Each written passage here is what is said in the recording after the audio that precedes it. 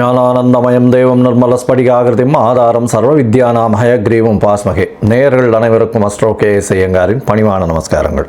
குரு வக்ர நிவர்த்தி, அதாவது குரோதி வருஷம் தை மாதம் 29ஆம் தேதி 11/2/2025 செவ்வாய்க்கிழமை, சித்த யோகம், பூச நட்சத்திரம், சனியினுடைய நட்சத்திரம், கடகராசி வேற, குரு உச்சம் பெறக்கூடிய நட்சத்திரம் வேறு.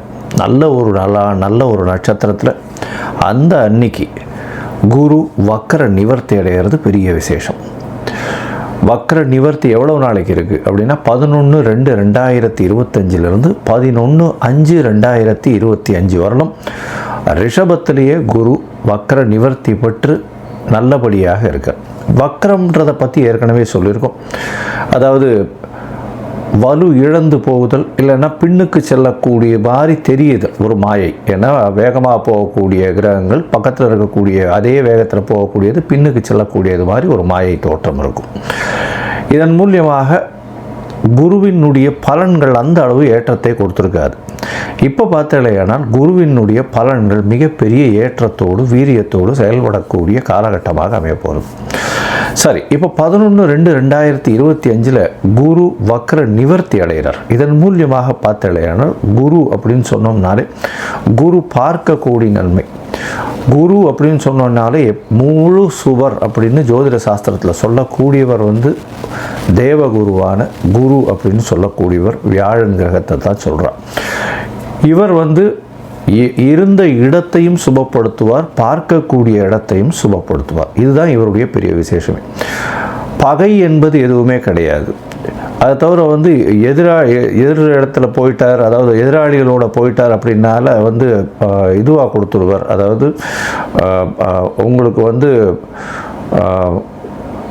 ஒரு நல்ல வெற்றியை கொடுக்கறதுக்கு பதிலாக தோல்வியை கொடுப்பார் அப்படின்றது கிடையாது. ஒன்று குரு பார்த்தார்னா அந்த இடம் சுபப்படும், இல்லைன்னா அந்த இடத்துல ஒன்றும் இல்லாமல் அவர் ஒன்றும் பண்ண மாட்டார், அசுபப்படாது. அது குருவினுடைய ஒரு பெரிய ஏற்றம். அதனால் வெற்றி கிடைக்கும் அப்படின்னா குரு இருந்தால் வெற்றி, குரு இல்லைன்னா தோல்வி கிடைக்குமானா தோல்வி கிடைக்காது. வெற்றிக்கு அவர் வழி வகுக்க மாட்டார், அவ்வளோதான். சரி, இப்போ குரு ரிஷப ராசியில் இருக்கார்.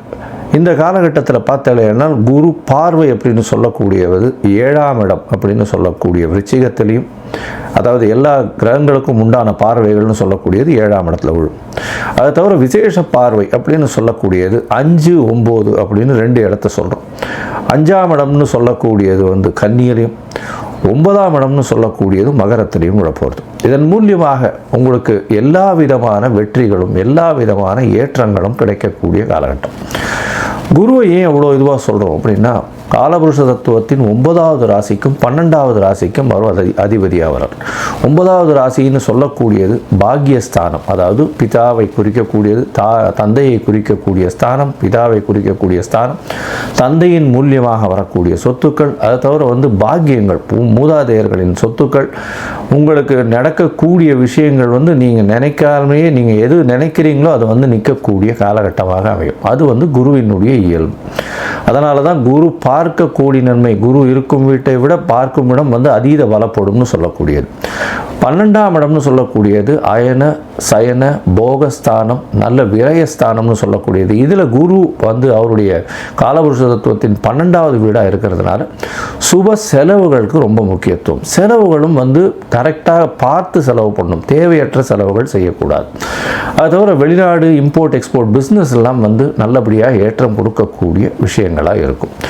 மத சம்பந்தமான விஷயங்கள், மத குருமார்கள் இவர்கள் எல்லாருமே இந்த குருவினுடைய அருள் அதிகமாக இருந்தால் மட்டும்தான் அந்த பீடத்தை அலங்கரிக்க முடியும். அமைச்சர்கள், அதை தவிர கல்வியாளர்கள்னு சொல்லும்போது சொல்லிக் கொடுக்குற டீச்சர், ப்ரொஃபஸர்ஸ், அதை தவிர கோல்ட் ஸ்மித்து, அதை தவிர பார்த்தோம்னா பேங்கிங் இண்டஸ்ட்ரியில் இருக்கிறவங்க, பேங்கிங் இண்டஸ்ட்ரியிலையும் பார்த்தீங்கன்னா கேஷியர்ஸு, அந்த மாதிரியான விஷயங்களில் இருக்கிறவ ரொம்பவும் பெரிய விசேஷம். குருவினுடைய ரொம்ப தாக்கம் அதிகமாக இருந்தால் மட்டும்தான் அந்த இடத்துக்கு வர முடியும். சரி, குரு காரகத்துவம்னு சொல்லக்கூடியது பார்த்தோம்னா அவருடைய முக்கியமான காரகத்துவத்தை சொல்லும் பொழுது தனத்திற்கு அதிபதினு சொல்லக்கூடியவர் குரு, தனகாரகன்னு சொல்லக்கூடியவர்.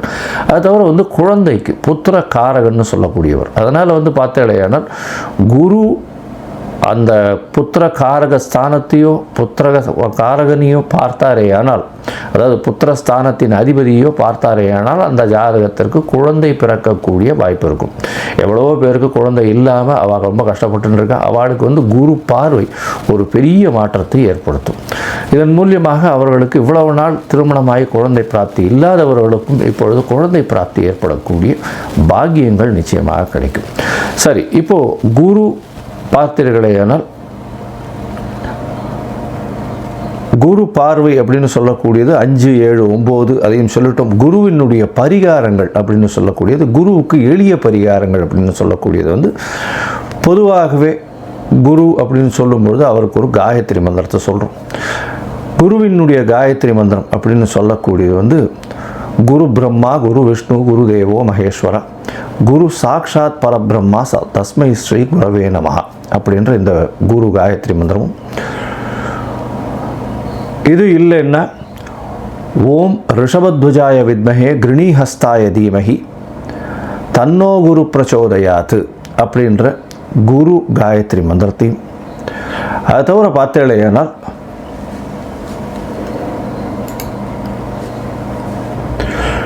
குரு தேவாய வித்மஹே பிரம்மானந்தாய தீமஹி தன்னோ குரு பிரச்சோதயாத்து அப்படின்ற இன்னொரு காயத்ரி மந்திரமும் இருக்குது. இது எல்லாத்தையுமே நான் வீடியோவில் அட்டாச் பண்ணி போடுறேன். உங்களுக்கு நீங்களும் பார்த்து பயனடைங்க. இந்த குருவினுடைய காயத்ரி மந்திரம் ஒரு நாளைக்கு 3 தடவையாவது, அதாவது இந்த குரு கோச்சார குரு அந்த அளவு ஏற்றத்தில் இல்லாதவர்கள் கண்டிப்பாக சொல்லணும். இது சொல்கிறதன் மூலியமாக குருவினால் ஏற்படக்கூடிய தாக்கம் அப்படின்னு சொல்லக்கூடியது நிச்சயமாக இல்லாமல் இருக்கும். சரி, இதற்கு பிறகு பார்த்தேனால் குருவுக்கு அப்படின்னு சொல்லும்போது அரச மரம், விநாயகர், அதை தவிர சந்தன மரம், அதை தவிர குருவுக்கு அப்படின்னு சொல்லும்பொழுது தட்சிணாமூர்த்தி, மஞ்சள் கலர் வேஷ்டி, மஞ்சள் கலர் துண்டு, மஞ்சள் கலர் ஆடைகள், அதை தவிர பார்த்தேனால் கொண்ட கடலை, இதெல்லாம் குருவினுடைய வஸ்துக்கள்னு சொல்லக்கூடியது. தங்கம், இதெல்லாம் குருவினுடைய வஸ்துக்கள்னு சொல்லக்கூடியது. இது குருவை பற்றி சொல்லும்போது சொல்லிட்டே இருக்கலாம். குரு அப்படின்னு சொன்னோமே ஆனால் குருவினுடைய எளிய பரிகாரங்கள் சொல்லக்கூடியது வியாழக்கிழமையில் மூக்கு கடலை சுண்டல் அருகில் இருக்கக்கூடிய தட்சிணாமூர்த்தி கோவில்லையோ, சிவன் கோவில்லையோ, இல்லை விஷ்ணு கோவில்லையோ உங்களால் முடிஞ்சது சனிக்கிழமை அன்னைக்கு ஆஞ்சநேயருக்கோ கொண்டு போய் பண்ணிட்டு வர்றதன் மூலியமாக உங்களுக்கு குருவினால் ஏற்படக்கூடிய தாக்கங்கள், அதாவது பிரச்சனைகள் நிச்சயமாக குறையும். பிரச்சனைகள் என்ன வரும் அப்படின்னா, குருவின் மூலியமாக வரக்கூடிய பிரச்சனைன்னு பார்த்தீங்கன்னா பண முடை வரும். எப்படி வரும்னா, தன காரகன்றதுனால உங்களுக்கு வர வேண்டிய பணம் அந்த காலகட்டத்தில் வராது. அதனால் பண முடை வரக்கூடிய வாய்ப்புகள் அதிகம். அது தவிர புத்திர பாக்கியம் ஏற்படுவது கொஞ்சம் தள்ளி போகக்கூடிய காலகட்டமாக இருக்கும். ஏன்னா இது ரெண்டுத்திலையுமே மிகுந்த காரகத்துவம் பெற்று இருக்கிறதுனால பொதுவாகவே கோச்சாரத்தின் மூலியமாக சிறு தடங்கள் வரக்கூடிய காலகட்டம். யார் யாருக்கு குரு சரியாக இல்லையோ அவர்களுக்கு இந்த எளிய பரிகாரங்கள் சொல்கிறேன். இதை தவிர ஒரு ராசிக்கும் நம்ம பேசும்பொழுது அந்த ராசியில் என்ன ஏற்றம் இருக்குது அப்படின்றத பார்த்துட்டு அந்த ராசிக்கு எந்த கோவிலுக்கு போனால் நல்லபடியாக இருக்கும் அப்படின்றதையும் சொல்கிறேன். இப்போது மேஷம் முதல் மீனம் வரை குரு வக்ர நிவர்த்தி என்ன பலன்களை கொடுக்கும் அப்படின்றத பார்ப்போம். அதற்கு முன்னாடி என்னுடைய மொபைல் நம்பர் ஸ்க்ராலிங்கில் போயின்னு இருக்கும். உங்களுக்கு அஸ்ட்ராலாஜிக்கல் கன்சல்ட் தேவைப்பட்டது ஆனால் எனக்கு ஃபோன் பண்ணுங்க. உங்களுடைய date, time, place of birth, உங்களுடைய பெயர், உங்களுடைய தாய் தகப்பனார் பெயர் இதுவரையிலும் எனக்கு அனுப்புங்க. நான் என்னுடைய கட்டணம் என்ன அப்படின்றத போடுறேன். அதுக்கப்புறம் உங்களுடைய ஜாதகத்தை போட்டு ஜாதகத்தில் சந்தி இருக்கான்னு பார்த்துட்டு, அந்த சந்தி இருந்ததே ஆனால் நட்சத்திர சந்தி, நட்சத்திர பாத சந்தி, லக்ன சந்தி, லக்ன பாத சந்தி இதெல்லாம் பார்த்துட்டு உங்களுடைய ஜாதகத்தை போட்டுட்டு அதற்கப்புறம் உங்களுடைய தசாபுக்தி அந்தரம் சூக்ஷ்மம் இதன் மூலியமாக இன்றைய கோச்சாரத்தின் விளைவாகவும் என்னென்ன பலன்கள் இருக்குன்றதை பார்ப்போம். ஏன்னா தசா சந்திகள்லாம் ஏன் வருது அப்படின்னா, அதாவது நட்சத்திர சந்தி இதெல்லாம் ஏன் வருது அப்படின்னா, எனக்கு 40 வயசு 50 வயசு ஆட்கள்லாம் ஃபோன் பண்ணும்பொழுது அவள்லாம் மிருகசீரிஷ நட்சத்திரம் நினச்சின்று ரிஷபராசின்னு சொல்லிட்டு இருப்பா, ஆனால் மிதுன ராசியில் இருப்பாள். விசாக நட்சத்திரம்னு சொல்லிட்டு இருப்பா, துலாத்தில் இருப்பாள். அதனால் ஆனாலும் இது விருச்சிகத்தில் இருப்பாள். இந்த மாதிரியான உடைந்த நட்சத்திரங்கள், காலரை முக்கால் அப்படின்னு உடைந்த நட்சத்திரங்கள் இருக்கக்கூடியதும் ஒரே ராசியில் பார்த்தேனால் ஒரு பாதத்திலிருந்து அடுத்த பாதங்கள் மாற்றங்கள் இருந்ததுனாலும் உங்களுடைய தசாபுக்தியினுடைய அதாவது வெளிப்பாடுகள் நிச்சயமாக மாறும். அதனுடைய விளைவுகள் நிச்சயமாக மாறும். அதனால் அதை முதல்ல பார்த்து போட்டுட்டு அதுக்கப்புறம் வந்து உங்களோட அப்பாயின்மெண்ட்டை கொடுத்து பேசுகிறேன். சரி, இப்போ மேஷம் முதல் மீனம் வரை குரு வக்கர நிவர்த்தி 11/2/2025 முதல் 11/5/2025 வரை உண்டான பலன்கள். கன்னி, உத்திரம், ஹஸ்தம், சித்திரை இந்த 3 நட்சத்திரம் 9 பாதங்களை கொண்ட ராசி. ராசியின் அதிபதினு சொல்லக்கூடியவர் புதன். இந்த கன்னியா ராசிக்காரர்களுக்கு ஒரு பெரிய ஏற்றமான காலம். ஏன்னா 9ஆம் இடத்துல குரு பகவான் நல்ல ஒரு ஏற்றத்தை இருக்கக்கூடிய காலகட்டங்கள்லாம் வக்கரகதியில் இருந்ததுனால கிட்டத்தட்ட ஒரு 120 நாள் அவங்களுக்கு ஒரு பின்னடைவை ஏற்படுத்தக்கூடிய வாய்ப்புகள் இருந்தது. ஏன்னா எப்பொழுதுமே வந்து இந்த ஜோதிட சொல் வந்து சொல்லக்கூடியது வந்து ஓடிப்போனவனுக்கு 9ல் குரு, அகப்பட்டவனுக்கு அஷ்டமத்தில் சனின்னு சொல்லுவான். அப்படி இருக்கக்கூடிய காலகட்டத்தில் ஓடிப்போனவனுக்கு 9ஆம் இடத்தில் குரு பகவான் வந்தாரே ஆனால் அது ஒரு பெரிய ஏற்றத்தை கொடுக்கும். ஏன்னா பாக்கிய ஸ்தானம்னு சொல்லக்கூடியது 9ஆம் இடம் எல்லா விதமான அதிர்ஷ்டங்களையும் கொடுக்கக்கூடிய காலகட்டமாக அமைய போகிறது. இப்போ 9ஆம் இடத்துல வக்கர நிவர்த்தியும் அடைகிறார் குரு. உங்களுடைய ராசியையும் பார்க்குறார். உடல் நலத்தில் நல்ல ஒரு ஏற்றம் இருக்கும். தெளிவான சிந்தனை இருக்கக்கூடிய காலகட்டமாக இருக்கும். உங்களுடைய ராசிக்கு பார்த்தீங்கன்னா 9ஆம் இடத்துல இருக்கக்கூடிய குரு பகவான் மூலியமாக வெளிநாடு வெளியூர் போய் படிக்கக்கூடிய மாணவர்களுக்கு ஏற்றமான காலம். இவ்வளவு நாளாக வெளிநாட்டுக்கு ட்ரை பண்ணிகிட்டே இருந்திருப்பீங்க. இப்போ தான் வந்து உங்களுக்கு நல்ல ஒரு யூனிவர்சிட்டி கிடச்சிருக்கும். கண்டிப்பாக போஸ்ட் கிராஜுவேஷன் அங்கே போய் பிஜி பண்ணக்கூடிய வாய்ப்புகள் மிகவும் அதிகமாக இருக்கும். தந்தையின் சொத்துக்கள் வரும். தந்தையின் உடல்நிலையில் நல்ல ஒரு ஏற்றம் இருக்கக்கூடிய காலகட்டமாக இருக்கும். உங்களுடைய ராசிக்கு பார்த்தீங்கன்னா 9ஆம் இடத்துல இருக்கக்கூடிய குரு உங்களுடைய ராசியை பார்க்குறார். உங்களுடைய ராசிக்கு 3ஆம் இடத்தை பார்ப்பார். அதற்கப்புறம் 5ஆம் இடத்தை பார்க்குறார். இந்த காலகட்டத்தில் இன்னொரு பெரிய விசேஷம்னா 9ஆம் இடத்தில் இருக்கக்கூடிய குரு பகவான் பரிவர்த்தனை யோகம் பெறார். 9ஆம் அதிபதி 7ஆம் இடமான குருவின் வீட்டிலும் 7ஆம் அதிபதியான குரு 9ஆம் வீட்டிலும் இருக்கிறது பரிவர்த்தனை யோகம்னு சொல்லக்கூடியது. இதன் மூலியமாக திருமண பாக்கியம் ஏற்படக்கூடிய வாய்ப்பு. ஏன்னா சுக்கிரன் உங்களுடைய ராசிக்கு குடும்பாதிபதி 7ஆம் இடத்துல உச்சம் பெற்று போயிருக்கிறது ரொம்ப விசேஷம். திருமண யோகம் நிச்சயமாக உண்டு. நல்ல அதாவது திருமணத்துக்கு பார்த்து கொண்டு இருக்கக்கூடிய இளைஞர்களுக்கு கண்டிப்பாக திருமண யோகம் நிச்சயமாக இருக்கும். அது தவிர குழந்தை பிராப்தி ஏற்படக்கூடிய பாக்கியம் உண்டு. ஏன்னா உங்களுடைய ராசிக்கு 5ஆம் இடத்தை புத்திர காரகனே பார்க்கறது ரொம்பவும் விசேஷம். இதன் மூலியமாக பார்த்தோம்னா இவ்வளவு நாளாக குழந்தை இல்லாமல் இருந்தவர்களுக்கு நிச்சயமான ஒரு பெரிய மாற்றங்கள் ஏற்படக்கூடிய காலகட்டமாக இப்போ அமைய போகிறது.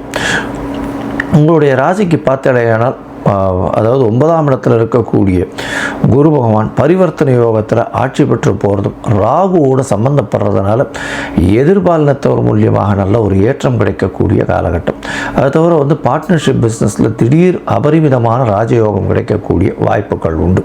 வெளிநாடு வெளியூர் போகக்கூடிய பாக்கியம் நிச்சயமாக உண்டு. ராசிக்கு 3ஆம் இடத்தை வந்து உங்களுடைய 3ஆம் இடத்தை குரு பார்க்கறதுனால எல்லா விதமான முயற்சிகளும் வெற்றி பெறக்கூடிய வாய்ப்புகள் உண்டு. எழுத்துப்பணியில் இருக்கிறவர்களுக்கு நல்ல ஒரு ஏற்றம். அதுவும் வந்து இந்த கன்னியா ராசிக்காரர்கள் சாஃப்ட்வேர் ஹார்ட்வேர் இதில் இருக்கிறவங்க, இந்த அலைக்கற்றையில் இதில் வேலை செய்கிறவங்க, இந்த 2G 4G அந்த மாதிரியான அலைக்கற்றலை வேலை செய்கிறவங்க, அது தவிர பேப்பர் இண்டஸ்ட்ரி வச்சுருக்கிறவங்க, சார்ட்டர்ட் அக்கௌண்டன்ஸு, லைப்ரரியன்ஸு, அது தவிர ஆர்ட் டைரக்டர்ஸு, இவங்களுக்கெல்லாம் வந்து பெரிய ஏற்றம் கிடைக்கக்கூடிய காலகட்டமாக இருக்கும். இன்ஸ்ட்ருமெண்டல் மியூசிக் வாசிக்கிறவங்க, அதாவது புல்லாங்குழல், கிட்டார் இந்த மாதிரியான விஷயங்கள் வாசிப்பவர்களுக்கு பெரிய ஏற்றம் கிடைக்கக்கூடிய காலகட்டமாக அமைய போகிறது.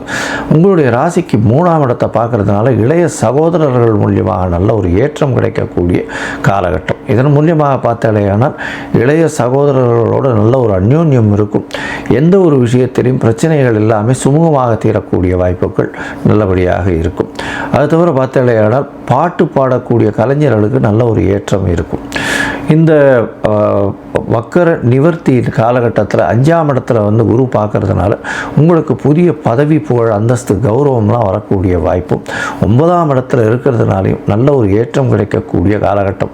குழந்தைகள் மூலியமாக நல்ல ஒரு ஏற்றமான காலகட்டமாக அமைய போகிறது. இந்த வக்கர நிவர்த்தி காலகட்டத்தில் சப்தமத்தில் சுக்கிரன் இருக்கார். சுக்கிரனும் பெரிய ஏற்றத்தை கொடுக்க போகிறார். உங்களுக்கு ஏற்கனவே 6ஆம் இடத்துல சனி பகவான் இருக்கிறது பெரிய விசேஷம். எல்லா விதமான தடங்களையும் உடைத்து வெற்றி பெறக்கூடிய வாய்ப்பு. எதிராளிகளே அற்ற நிலை இருக்கக்கூடிய காலகட்டம். புதிய கடன் வாங்கினாலும் நல்ல ஒரு வெற்றி செய்தி வரக்கூடிய வாய்ப்புகள் நிச்சயமாக இருக்கும். இந்த வக்கர நிவர்த்தி காலகட்டத்தில் நீங்கள் நல்ல ஒரு ஏற்றமான காலம். ஏன்னா உங்களுக்கு வந்து பார்த்தீங்கன்னா 9ஆம் இடத்துல குரு இருக்கிறது பெரிய விசேஷம். இந்த காலகட்டத்தில் சென்னை பாடி பக்கத்தில் இருக்கிற திருவலிதாயம் அப்படின்ற ஒரு இடத்துக்கு கோவிலுக்கு போயிட்டு வாங்க. அங்கே வந்து அதாவது வலிதாயநாதர் அப்படின்னு சொல்லக்கூடியவர் சிவன். அந்த சிவனை குருவே வணங்கினார் அப்படின்றது கதை இருக்குது. என்னென்னா, குரு ஏதோ ஒரு தவறுகள் செஞ்சதுனால அவருடைய அண்ணன் மனைவியான மேனகா வந்து அவர்களை சபித்து விட்டதாகவும், அதற்காக அங்கே பிராயச்சித்தம் பண்ணி தவம் இருந்து குருவுக்கே வந்து அங்கே பிராயச்சித்தம் ஏற்பட்டதுனால அந்த கோவில் ரொம்பவும் விசேஷம். திருவலிதாயம் ரொம்பவும் விசேஷமான கோவில். அங்கே போயிட்டு வாங்க.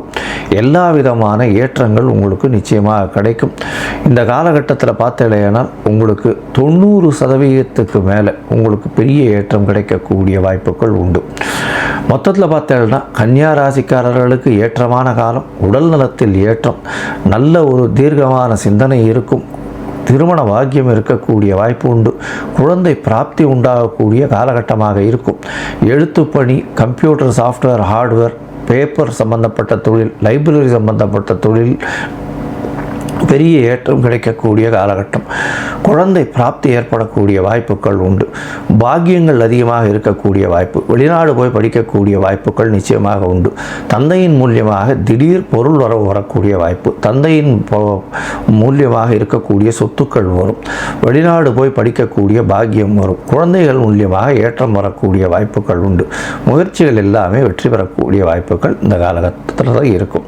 கன்னியா ராசிக்காரர்களுக்கு ஒரு பெரிய கோல்டன் பீரியட்னு சொல்லக்கூடிய காலமாக இந்த குரு வக்ர நிவர்த்தி அமையும்.